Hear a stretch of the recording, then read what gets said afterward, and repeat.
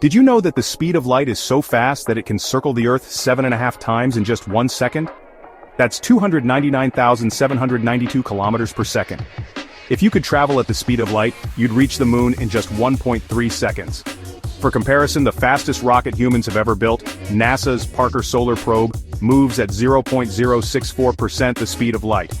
Now imagine this, if you wanted to reach our nearest star, Proxima Centauri, even at light speed, it would take over 4 years. And get this, if you traveled at light speed for 1 second, you'd have covered nearly 300,000 kilometers. That's like going from Earth to the moon, and back, almost 400 times. Now, imagine if humans could one day travel at light speed. Where would you want to go first? Let me know in the comments.